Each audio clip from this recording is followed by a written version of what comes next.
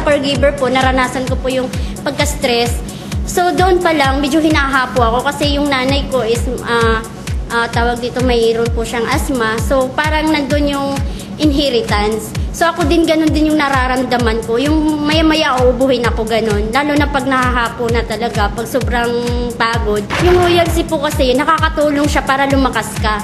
Kaya yung pagkahapo ko na yun, parang nawala siya. So mag-iisang taon na po, hindi na po ako nakakaramdam ng ganun. Royal C ay may sodium ascorbate.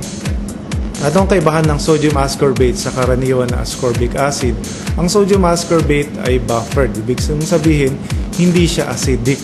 No?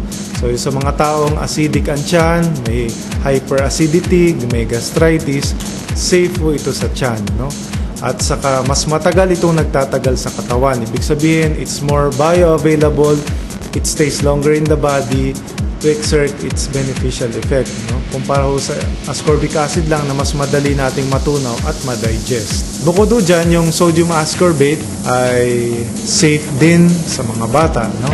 Kapareho ng ascorbic acid, so pwede natin painom ito sa mga mas bata at sa mga growing children. Proud ako sa Royal C kasi unang-una hindi lang po sa akin, pati yung pamangkin ko na nakaranas din po ng asthma.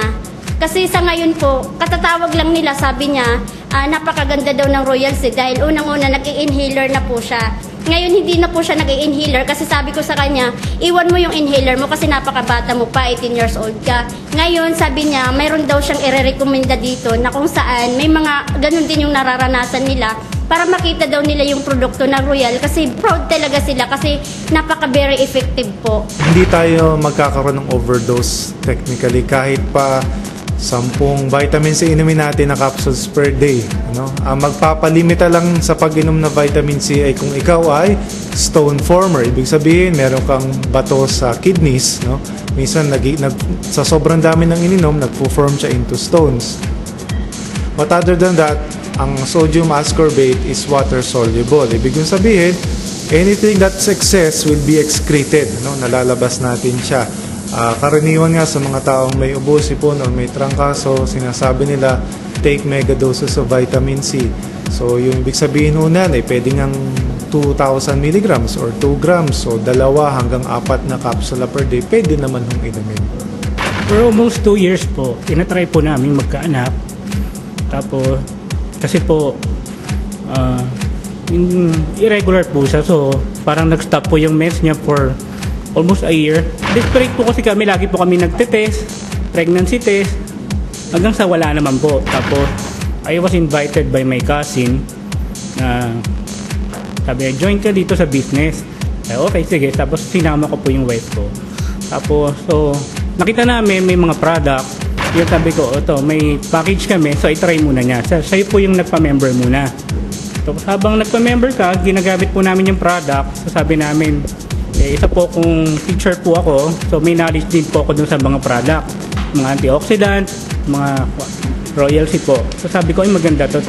Love, sabi ko, try natin. Baka maganda mag-epekto nito sa atin.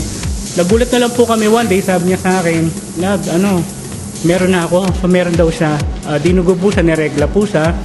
So sabi ko, ba okay Sabi ko, hindi kaya sa gluta yan. Kasi po, parehas kami nagtitake. So siya po, ang primary purpose po talaga namin is, siya talaga gusto niya pumuti. Kasi since birth po yate, gusto niya talaga magpaputi noon pa. Dati po, hindi ko na ina-expect na magkaka-baby pa kami. Wala na, hopeless na kami. So ang iniisip ko na lang, papaputi na lang ako, papaganda na lang ako. Tapos yun, na-delay ako ng mga 2 months. Tapos one time nagulat na lang po siya. Masaya po ako nung nalaman kong positive. Nung nag-pregnancy test po ako, lumabas po 2 buhi. Gusto ko pong ma-surprise siya.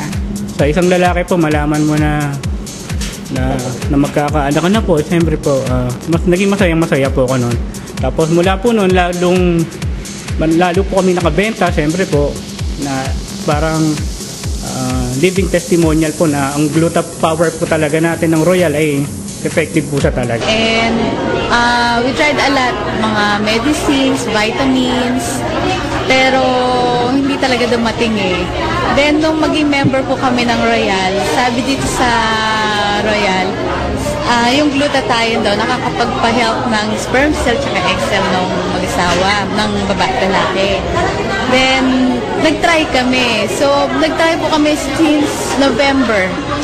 Then, February po, buntis na po ako. Ito, this is a royal baby. Kung lalabas na ito. Po yung mga experience namin before siya maging pregnant, yung bowel elimination. Dati po meron akong lumbago or back pain na wala din po siya.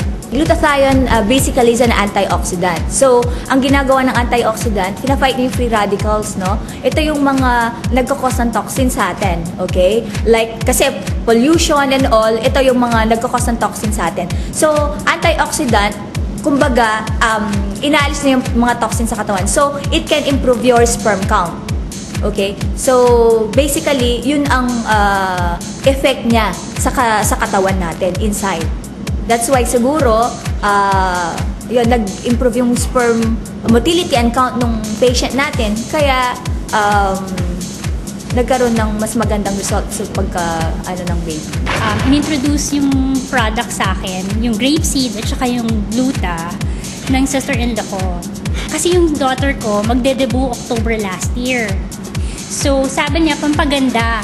So, tinake ko yung product kasi gusto ko maging maganda sa debut ng daughter ko. So, ayun, tinake ko yung product not knowing na mas maganda pala yung magiging effect sa akin.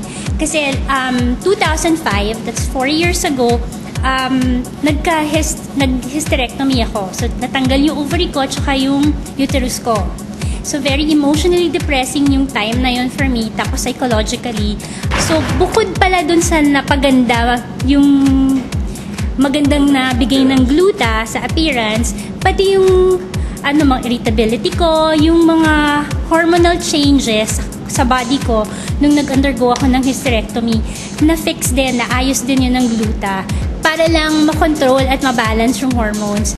Nung nag-take ako ng gluta, napansin ko na hindi ko na kailangan i-renew uli yung pag-inject sa akin kasi umokay na with the gluta. Maganda nga yung naging effect sa akin. So, tinuloy-tuloy ko. Tapos, nag-add na ako ng grapeseed at saka nung vitamin C.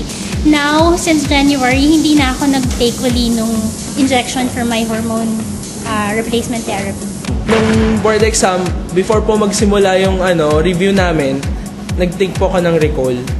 So, yung recall po, ang naging effect po sa akin nun, naging alert ako, gising ako parati doon sa klase namin.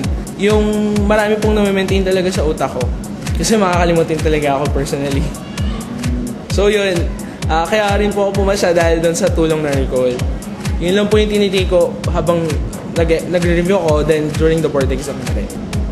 So meron itong 5 active ingredients, no? So meron siyang ginseng, meron siyang green tea, meron siyang ginkgo biloba, meron siyang bacopa, at meron siyang taurine.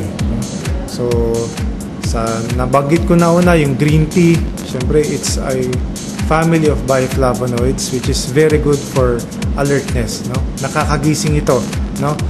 Green tea or tea as it is a very good, is stronger than caffeine in terms of waking up a person, no? So pangalawa dyan, meron siyang ginkgo biloba. Dati ang ginkgo biloba iniinom lang as is for memory.